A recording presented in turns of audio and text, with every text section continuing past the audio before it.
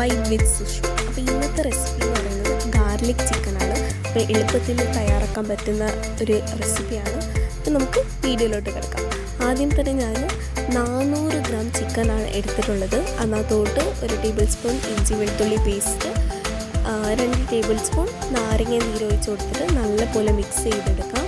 അതിനുശേഷം 3 tablespoon cornflour, 3 tablespoon maida. ആ clip മിസ്സായതാണ് എൻ്റെ കയ്യിൽ.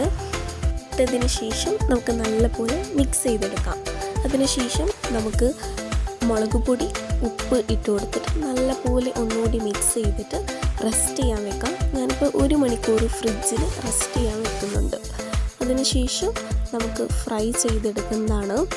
അപ്പോൾ ഇപ്പോൾ നല്ലപോലെ മസാലയൊക്കെ പിടിച്ചിട്ടുണ്ട്.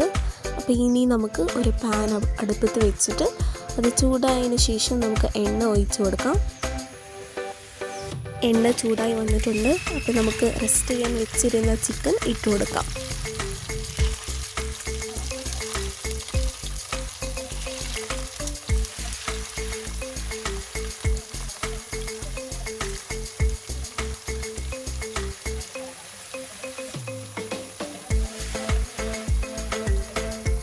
ചിക്കൻ ഒരു സൈഡ് ആയി വന്നപ്പോൾ മറ്റേ സൈഡ് തിരിച്ചിട്ട് കൊടുത്തിട്ടുണ്ടായിരുന്നു. അപ്പോൾ ഇപ്പോൾ ആയി വന്നിട്ടുണ്ട്. അതിനുശേഷം ഞാൻ അതേ പാനിൽ കുറച്ച് എണ്ണ ഒഴിച്ചിട്ട് വെളുത്തുള്ളി ഇട്ട് കൊടുത്തിട്ടുണ്ട്. അതിനുശേഷം നമുക്ക് ഉള്ളി ഇട്ട് കൊടുക്കാം. ഉള്ളി ഇട്ടതിന് ശേഷം ജസ്റ്റ് ഒന്ന് വഴറ്റിയെടുക്കാം. കൂടുതൽ ഫ്രൈ ആവുന്ന ആവശ്യമൊന്നുമില്ല, ജസ്റ്റ് ഒന്ന് വഴറ്റിയെടുത്താൽ മതി.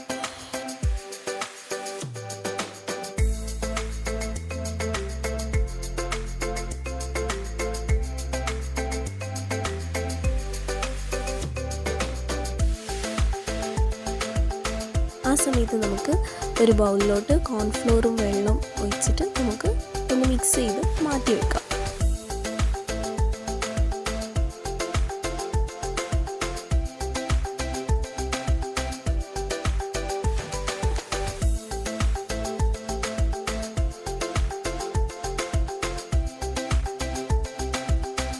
ഉള്ളി ആയി വന്നിട്ടുണ്ട്. അപ്പോൾ നമുക്ക് കുറച്ച് മുളക് പൊടി ഇട്ട് കൊടുക്കാം. മുളക് പൊടി ഇട്ടിട്ട് പച്ചമണമൊക്കെ ഒന്ന് മാറ്റിയെടുക്കാം.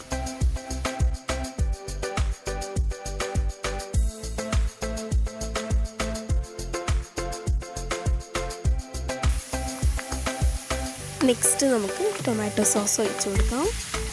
അതേപോലെ സോയ സോസും ഒഴിച്ച് കൊടുത്തിട്ട് ഒന്ന് ജസ്റ്റ് ഒന്ന് മിക്സ് ചെയ്തിട്ടെടുക്കാം.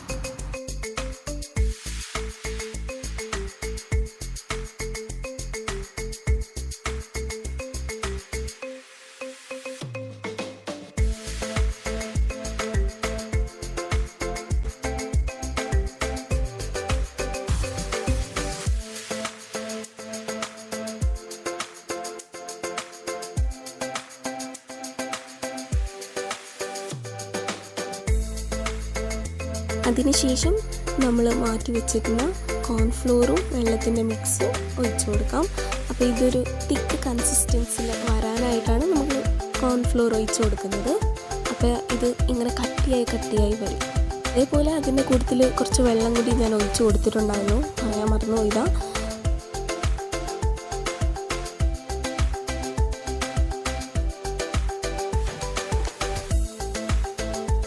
നമ്മൾ ഇതുവരെ ഉപ്പിട്ടിട്ടില്ല. ഈ സമയത്ത് നമുക്ക് കുറച്ച് ഉപ്പിട്ട് കൊടുക്കാം.